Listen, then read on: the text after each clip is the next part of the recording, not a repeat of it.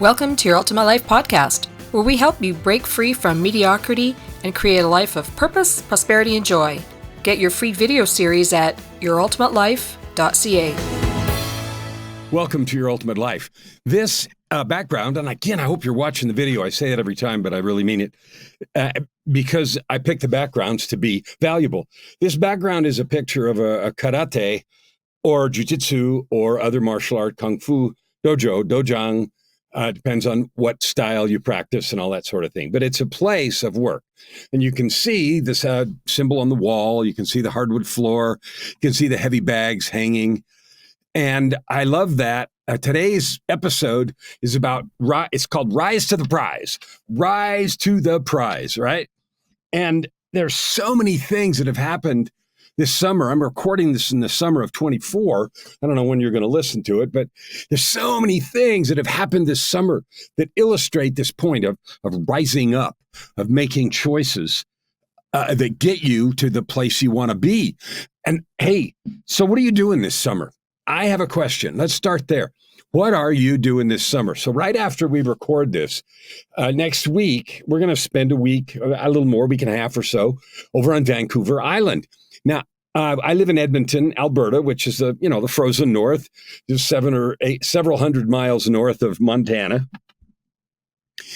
And I measured it once when we lived in Phoenix. It's 1,800 miles due north of Phoenix. I used to joke, if you drew a line between Phoenix and Santa Claus, you go through my front yard. We moved up here in 2016, so 8 years ago, as I record this, to take care of my wife's mother, who is 92, be 93 in September. She was 8 years ago, 84 or 85 then, and was still living by herself and getting along okay, but, needing to have a lot of help getting the doctor's appointments and those kinds of things. And Joy's brother lives up here, but he didn't really want to participate in that. So we moved up here to do that because, our view is you don't put your parents in old folks' homes, or you don't put them somewhere unless it's so bad you have no choice. In other words, you don't have the chops or the facilities to take care of them. And most folks, as they get older, aren't that bad. They could be taken care of. Anyway, that's just my personal view. My own mother is almost the same age. She's 90. Oh, let's see. She'll be 90. No, that's not true. 91. She'll be 91 in September. And Joy's mom will be 93. So there's a couple of years difference. But anyway, there's my sister, my older sister, is living with her mother, my mother, as she ages and needs a lot of care, et cetera, et cetera. So to me, that's just what you do. And you can agree or disagree. It doesn't matter. But that's why we moved up here. Anyway, I spent a lot of years in karate, right? Tang Sudo and Shurite, which is Okinawan old style, and different styles, different places, and spent a lot of time there. And I learned a lot of respect, a lot of hard work. I did a lot of things that I never thought I could do in the process. And I did some competition, and not a ton, but I did some competition and actually won a couple things in the years that I did it. What I learned most from that is the work and the discipline and the focus that it takes to achieve those things. Now, just like everything, there's hard schools and there's easy schools. In academics, there's hard schools and there's easy schools. In any school, there's hard teachers and easy teachers. Funny, when I was in university and I was a mathematics major, I had a math scholarship. I took a class. The university had about 25,000, mid-large university, about 25,000 students. And in that population of 25, there was only one section offered of this particular math class. And in that math class, there were only 25 students. So only 1 in 1,000 students takes, this kind of advanced mathematics. And it was very difficult. It was a very challenging class. And the teacher was very challenging. And the reason I mention that as an example is because it was funny. Think about your own college or post-grad days where, we ask him, is it going to take all 3 hours? And he looked at us and said, at least. And we're like, oh, man. heart sank, that kind of thing. And it was a really tough class. And I studied and I did okay. I ended up with a B plus in that class, and there was no A's. There was one other B plus, and the rest of the 23 went down from there. So he was a tough class, tough grader and everything. My point in saying that is just, it's another example of making a choice about rising to the prize. I wanted to do good, so I put in extra time and extra effort. When I did martial arts, I was, a bit of a fanatic. I put in extra time, extra effort. I worked out at home a lot. Not always, but sometimes every day and sometimes twice a day. Many times twice a day if you count the days I went to the dojo. And that were a lot of days. There were a lot of those too. So that's the reason I put this up. Rise to the prize. Now, I mentioned this summer, we're going to Vancouver Island. We're eventually going to move there. We've been going to do it the last 2 or 3 summers, and it hasn't worked out. This summer and last summer, it's not working because our Ukrainian family, the mom is in the middle of applying for a permanent resident card, and changing where she lives is not, doesn't help with that. And there was no crush for us to go, except we weren't dying to spend another freezing cold winter here. But we're going to, and so here we are. But we love the week, 10 days or 11 days or something that we're going to spend over there. This summer has been the summer of performance, the summer of amazing things. Wimbledon was this summer, and we watched a bit of this and that. And a youngster beat Djokovic again, beat him last year. And, Djokovic is in his late 30s, and so he's on his way out. And this new guy, Alcaraz, is on his way up. And, we'll cherish this second victory over Djokovic. There was also the Copa Cup, which is the North-South American, Central American, the Americas Cup. I think it happens every 2 years. And not surprisingly, Argentina won that. Messi is I think, the best player in the world right now. At the same time, overlapping, there was the Euro Cup, and that was interesting. And Spain was victorious there. And what's funny? I never paid attention to soccer much, but my wife is a fanatic and really follows it. So in our marriage now, almost 17 years, I've become not only acclimated, but interested. And I know some of the players and can follow it. And the other thing that's happened is hockey. She's gotten me interested in hockey. I didn't even know I knew kind of what it was, but didn't know anything about playing it. The first games I watched of hockey, I could not follow the puck. Things were moving too fast, and I didn't know what was going where. And now, of course, I can. And enjoyed it this last year. It ended in June. Edmonton, our city, got to the finals. Edmonton Oilers got to the finals and lost in 7 games. It was quite a ride, that final series. On top of that, there's the yearly version of the Tour de France.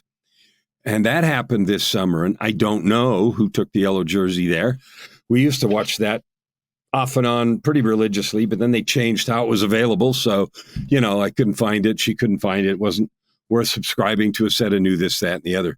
Besides that, all the rest of that stuff that was going on. And then we're capping it off with the Olympics.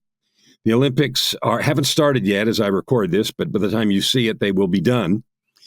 And the Olympics is the place where people literally rise to the prize.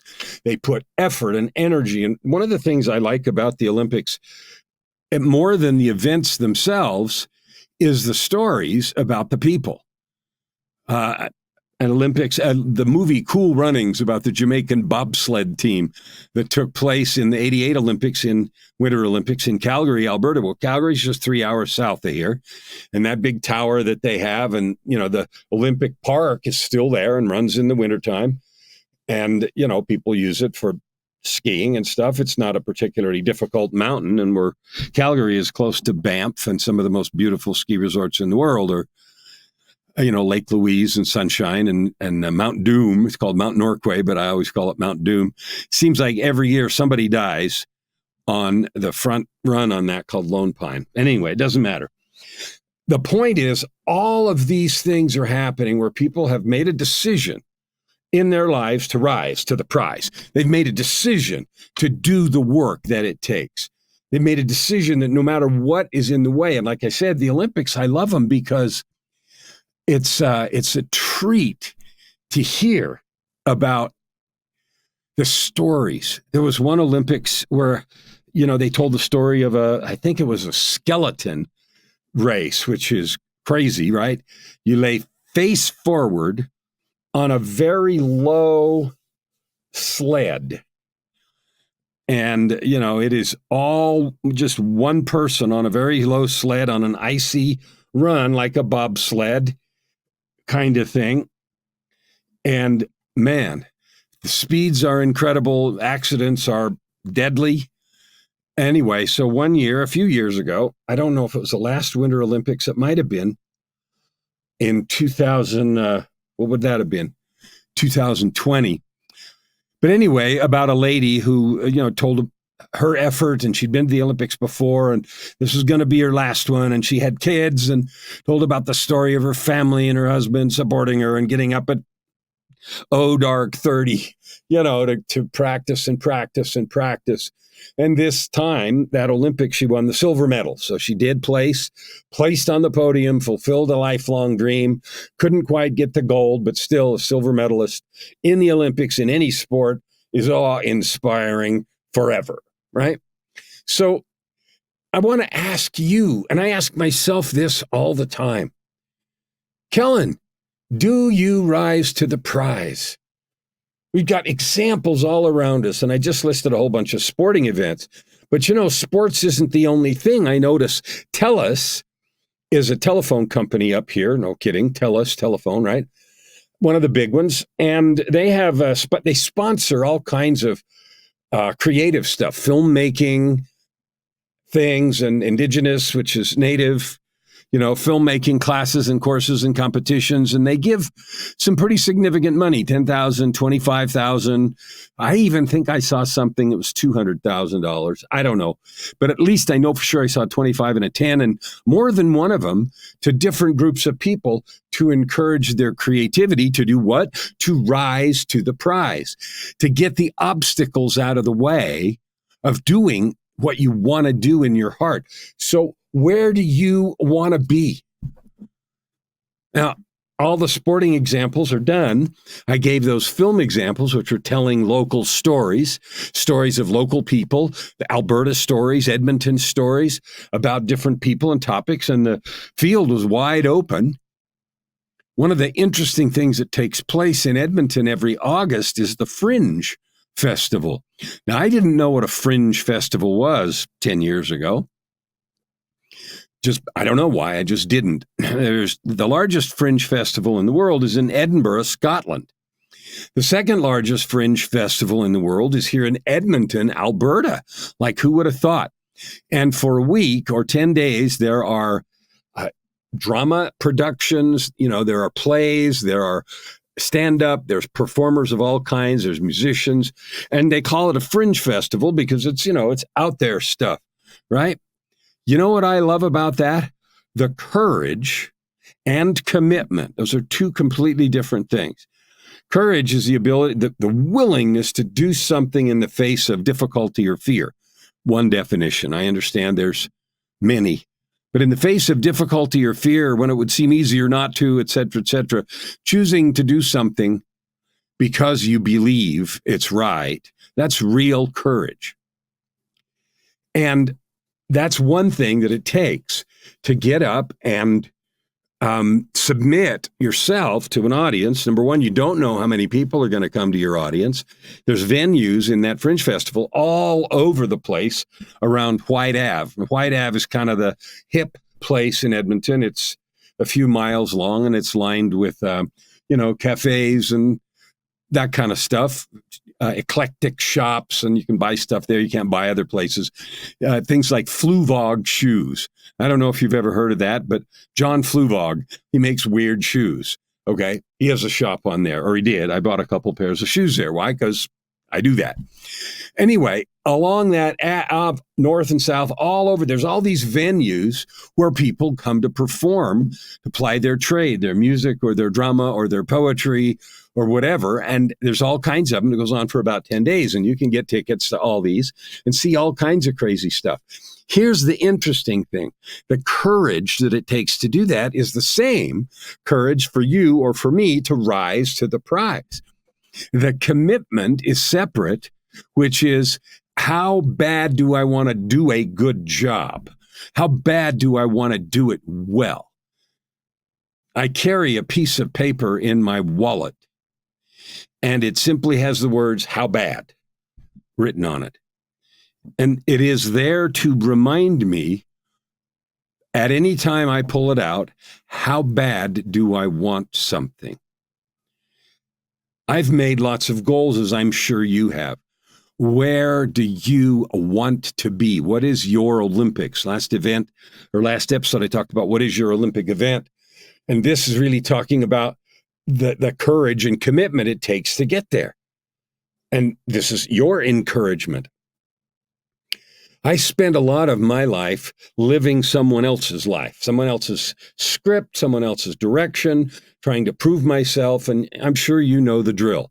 Maybe you've done some of that or a lot. Being a people pleaser, trying to prove something, get stamps on your forehead of approved. It's one thing to get done with that, to declare your independence and say, I'm going to live my own life. It's quite another thing to then say, okay, what is that life? What is that life about? And that doesn't come easy.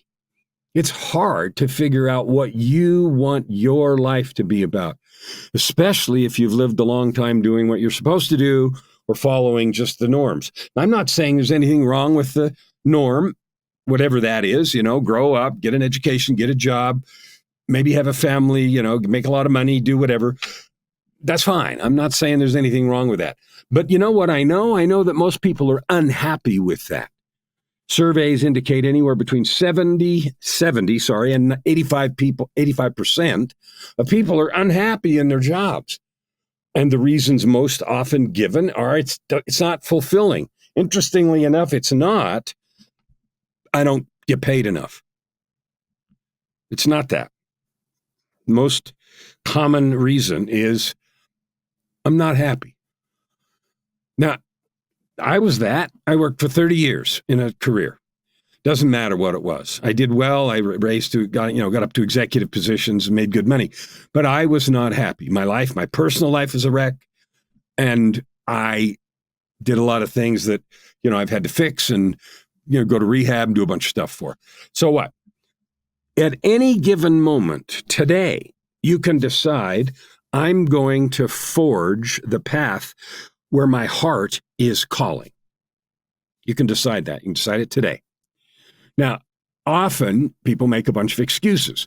I have kids. I have obligations. I have family. I don't have time. Nonsense. I call bullshit on all of it. All that means is if you have a set of commitments that you've already made and you're going to keep them, some people walk away from them, and I'm not saying go do that. What I am saying is if you're going to keep them, you can also create time and energy and a ramp and a path to get to your prize. What is your prize?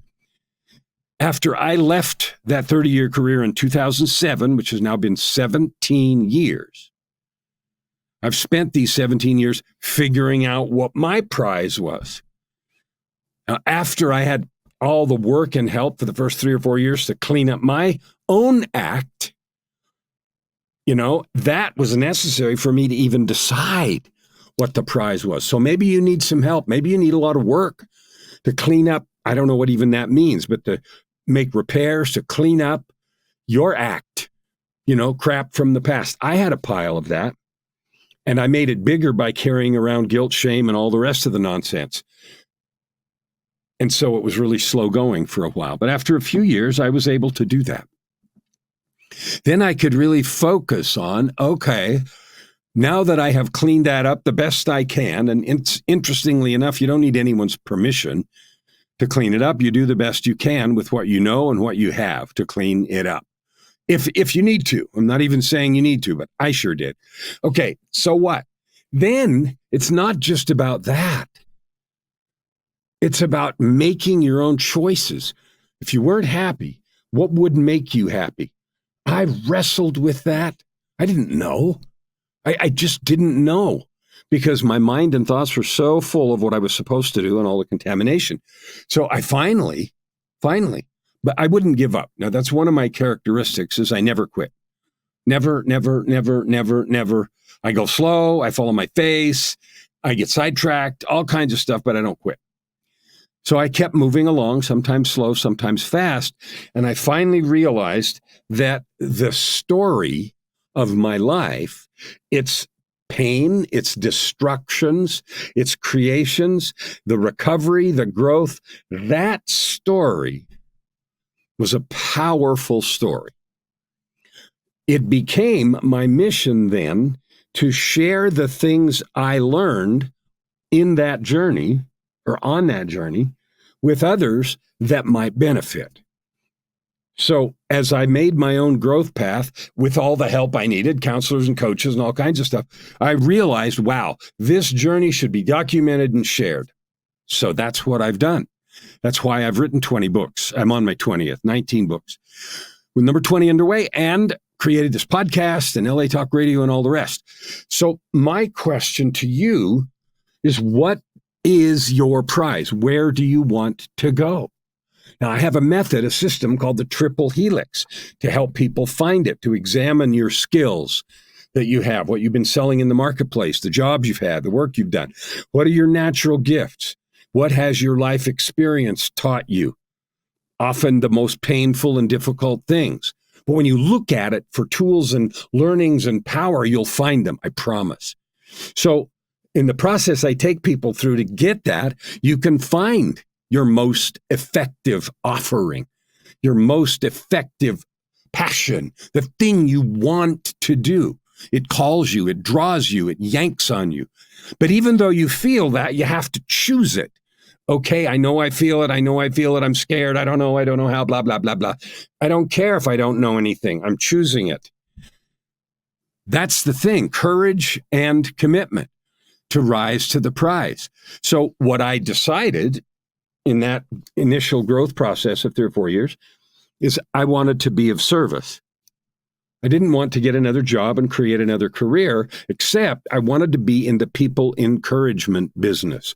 I wanted to be a beacon of light, a vessel of love, a conduit of power, a champion of hope. I have a client who calls herself a hope dealer. I love it. I wanted to do that.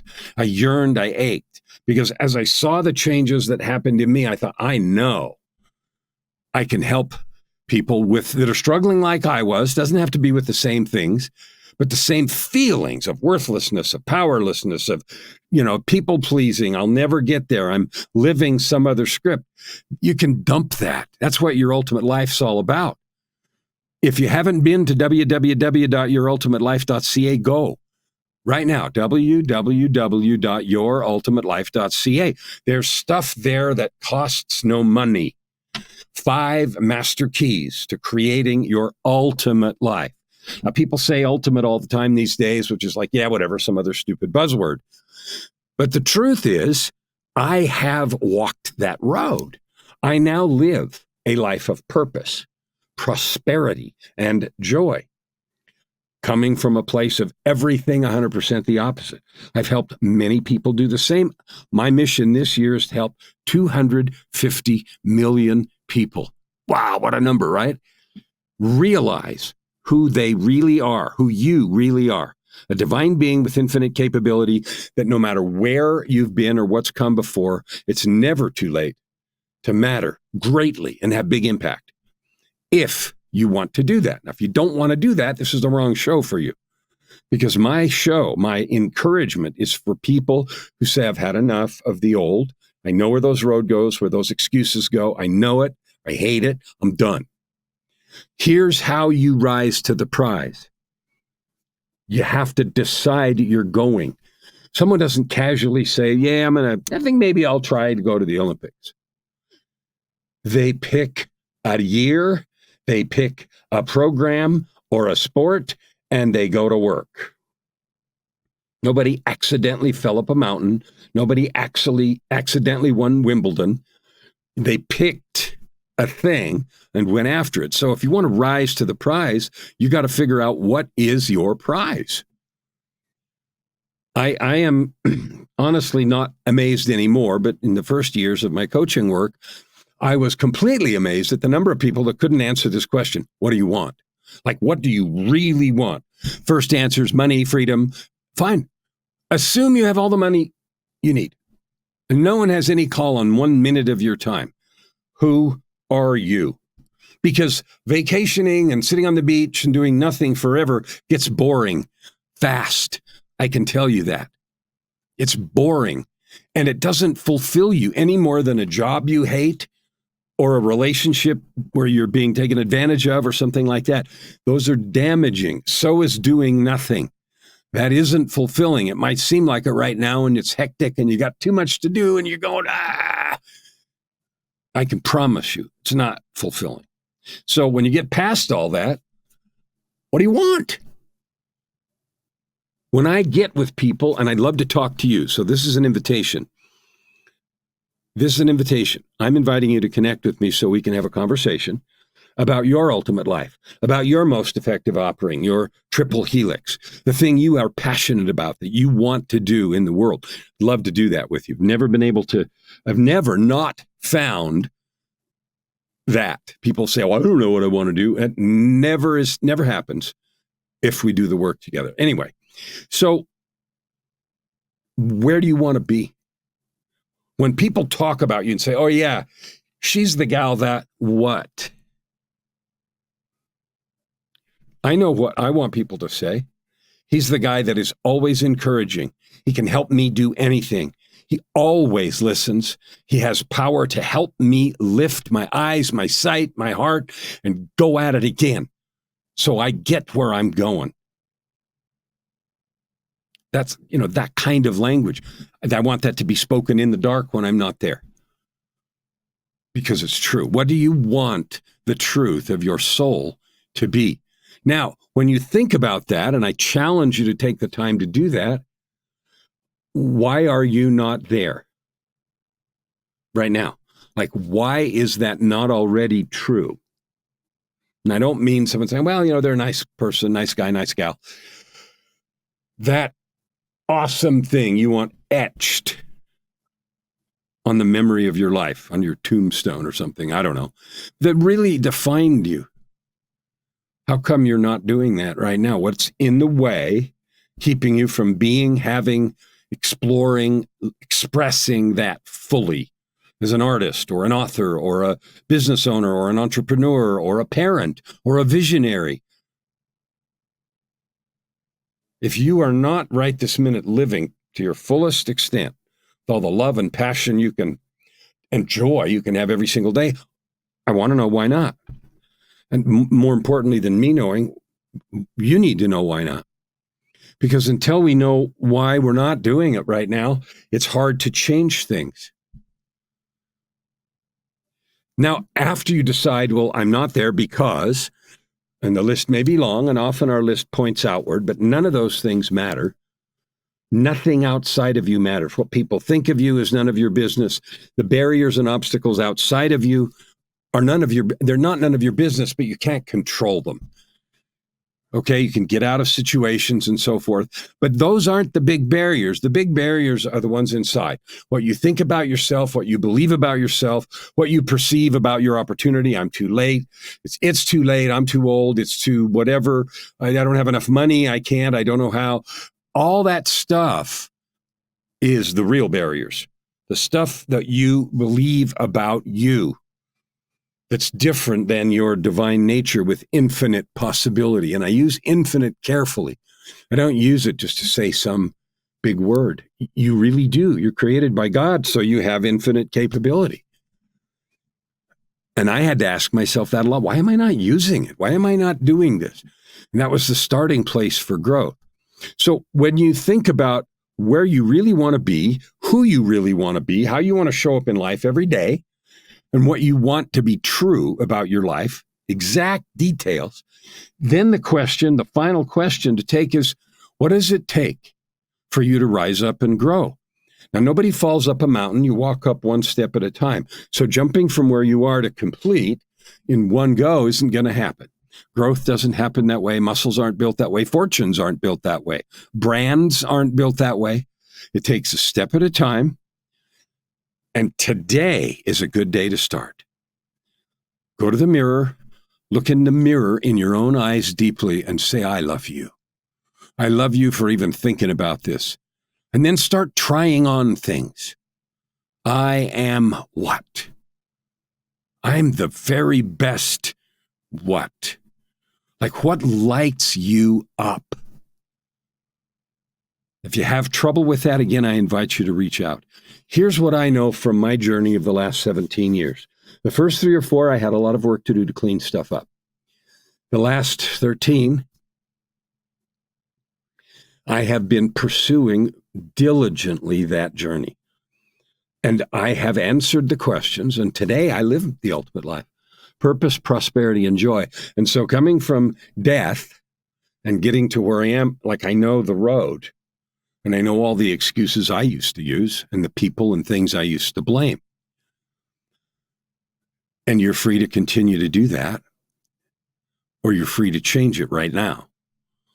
One declaration, one decision, one tiny step at a time.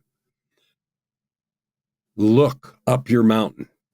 Take one step. What would be one step closer to that dream you have? Why not take it today? My mission is to help 250 million people, and that includes you. I'd love to talk to you. I'd love to help you. Because the view from the top is glorious beyond description, and you deserve to have everything you dream and to be living your ultimate life. Open your heart and this time around, stand. Thank you for listening to today's episode. We hope that you take it deeply into your heart and decide for yourself how you can create anything you desire. If you like what you heard, please subscribe to this podcast and share it with your friends. As always, we'd love to hear your feedback and topic suggestions. Until tomorrow, this is Your Ultimate Life with host Kellan Fluckiger. Stand with your heart in the sky and your feet on the ground.